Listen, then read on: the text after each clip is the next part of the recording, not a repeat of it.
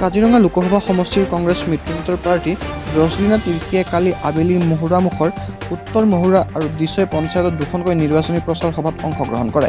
প্ৰথমে দিছৌ গাঁও পঞ্চায়তৰ নিকৰি বালিগাঁও তিনিআলিত অনুষ্ঠিত সভাত অংশগ্ৰহণৰ পিছতে উত্তৰ মহুৰাৰ বৰতল প্লেটফৰ্মত অনুষ্ঠিত সভাত অংশগ্ৰহণ কৰে। উত্তৰ মহুৰা মণ্ডল কংগ্ৰেছ সমিতিৰ সম্পাদক ধীৰেশ্বৰ লইঙে আঁত ধৰা সভাখনত অৱসৰপ্ৰাপ্ত প্ৰশাসনিক বিষয়া উৎপল দলে প্ৰথমে ভাষণ প্ৰদান কৰি গণতন্ত্ৰ জীয়াই ৰখাৰ স্বাৰ্থত কংগ্ৰেছ মিত্ৰজোঁটৰ পক্ষত ভোট প্ৰদান কৰিবলৈ আহ্বান জনায় ৰাইজক। সভাত কংগ্ৰেছ মিত্ৰজোঁটৰ প্ৰাৰ্থী ৰজলিনা তিৰ্কীয়ে জাতি মাটি ভেটি ৰক্ষা কৰাৰ প্ৰতিশ্ৰুতি দিয়া বিজেপিয়ে জাতি আৰু ধৰ্মৰ নামত ৰাইজক ভাগ ভাগ কৰি প্ৰতাৰণাৰে মিছা আশ্বাস আৰু প্ৰতিশ্ৰুতিৰে আভুৱা ভৰি আহিছে বুলি উল্লেখ কৰি দুখীয়া ৰাইজৰ সপক্ষে কাম কৰাৰ কথা কোৱা বিজেপি চৰকাৰে মূল্যবৃদ্ধিৰ দুখীয়া জনগণক কোঙা কৰি তুলিছে বুলি কয়। ৰাইজে এইবাৰ বিজেপি মিত্ৰজোঁটৰ বিপক্ষে ভোট প্ৰদান কৰিব বুলি কৈ এতিয়া মহিলাসকলক ভুৱা ফৰ্ম দি আকৌ এবাৰ মহিলাসকলক মূৰ্খ সজাব খুজিছে বুলি কয়। উল্লেখ্য যে দিছৌ পঞ্চায়তৰ নিকৰি বালিগাঁও তিনিআলিত অনুষ্ঠিত সভাত দিছৌ পঞ্চায়তৰ অগপ কৰ্মীক্ৰমে ৬ নং ৱাৰ্ডৰ সোমেশ্বৰ মৰাং, ৭ নং ৱাৰ্ডৰ মালিৰাম দলে আৰু পূৰ্ণকান্ত দলে কংগ্ৰেছত যোগদান কৰে। দুয়োখন সভাত বোকাখাত মণ্ডল সমিতিৰ সভাপতি সীমান্ত শইকীয়া, বোকাখাত টাউন মণ্ডলৰ সভাপতি লক্ষ্মী শইকীয়া, গোলাঘাট জিলা কংগ্ৰেছৰ উপ সভাপতি ধৰ্মেশ্বৰ কৰ্মী, অসম প্ৰদেশ কংগ্ৰেছৰ সম্পাদক পৰাগ শইকীয়াৰ লগতে বিষয়ববীয়া, ৰাইজৰ দল আৰু কৃষক মুক্তি সংগ্ৰাম সমিতিৰ বিষয়ববীয়া উপস্থিত থাকে।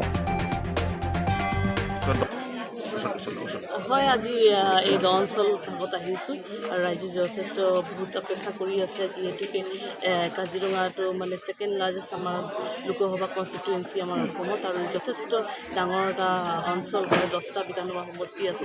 সকলো ৰাইজে বিচাৰিছে আৰু সকলো ৰাইজে যোৱাৰ আমাৰ পৰিকল্পনা কৰি প্ৰায় ৰাইজকে লগ ভাগ পাইছোঁ আৰু আজি ইয়াত আহি পাইছোঁ। ৰাইজে যথেষ্ট সঁহাৰি পাইছোঁ, যথেষ্ট মৰম আদৰ পাইছোঁ আৰু সকলোৱে এই কথাই কৈছে যে আমি সকলোৱে আমাক হাতেই লাগে, কংগ্ৰেছেই লাগে, কংগ্ৰেছৰ শান্তি সম্প্ৰীতি আছে, আমাৰ বিৰোধীয়েও আমাৰ লগত সমৰ্থন জনাইছে।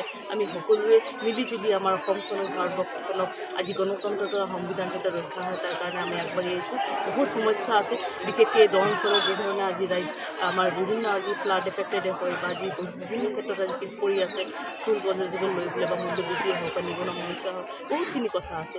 সেই কথাৰ পৰা যাতে সকলোৱে আমি ওলাই আহিব পাৰোঁ, আগবাঢ়ি যাব পাৰোঁ, সকলোৱে আশা কৰিছোঁ যে একমাত্ৰ হাতৰ যোগেদি বা কংগ্ৰেছৰ যোগেদি আৰু বিৰোধী ঐক্যৰ যোগেদিহে সম্ভৱ হোৱাৰ কাৰণে সকলোৱে যথেষ্ট সমৰ্থন দিছে আৰু আশা পাইছোঁ, শক্তি পাইছোঁ যে আমি সকলোৱে জিকি যাম বুলি এটা ধুনীয়া এটা আশা পাইছোঁ। তাছাই কালি ইয়াত আপুনি অহা ৰাস্তাখিনি কেনেকৈ দেখিলে, উন্নয়ন কি দেখিছে?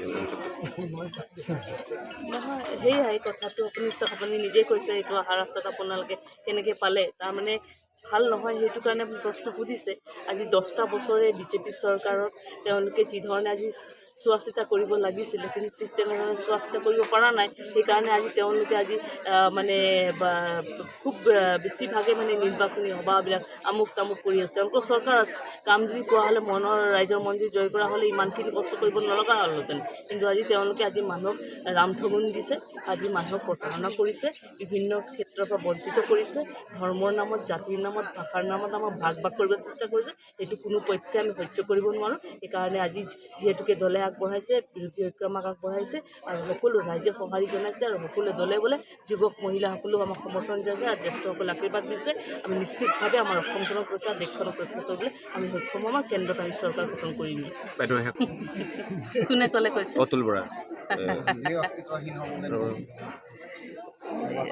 24 ইলেকশ্যনতে আপোনাৰ অস্তিত্বহীন হৈ পৰিব অসম। আজি দেশ স্বাধীন হোৱাৰ আগৰ পৰাই আমাৰ কংগ্ৰেছ দলটো আছে, এতিয়াও আছে আৰু আগন্তুক সময়তো থাকিব। আৰু যিজনে কৈছে তেখেতসকলৰ নিজৰ আঞ্চলিকতাবাদটো দলটো একেবাৰে নাইকিয়া হৈ গৈছে আৰু যিহেতুকে কলিয়াবৰটো তেওঁলোকৰ ভেটি আছিলে, আজি তেওঁলোকে আন্দোলন কৰি পেলাই, অসম আন্দোলন কৰি পেলাই আজি তেওঁলোকে হাতীৰ চিনটো কৰি পেলাই আজি আগবাঢ়িছে। সকলোৱে দুখিত হৈছে যে তেওঁলোকক আজি ইয়াত টিকেটটো দিয়া নহ'ল।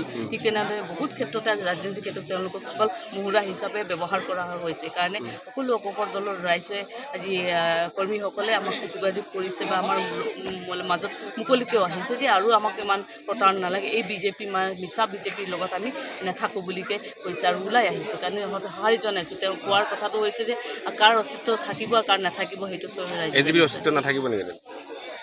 চাওক আঞ্চলিক দলটো সকলোৱে বিচাৰে, সকলো অঞ্চলত আঞ্চলিকতা বাদটো থকা খুবেই প্ৰয়োজন হয়, কাৰণ তাত সেই তাত মানে যিসকল লোকবিলাক আছে বসবাস কৰে, সেইটো মাত এটা মাতিব লাগে। গণতন্ত্ৰত চবেই এটা মাত মতাৰ অধিকাৰ থাকিব বা অধিকাৰ সকলোৰে থাকে, কিন্তু আজি অগপত যদি আজি আমাৰ তেওঁলোকে নাইকিয়া হৈ যায়, তেতিয়াহ'লে তেওঁলোকে এতিয়া আজি তাত বিজেপিত সোমাই পেলাইতো শেষেই কৰিছে দলটো, তাতকৈ আৰু মই কি ক'ম।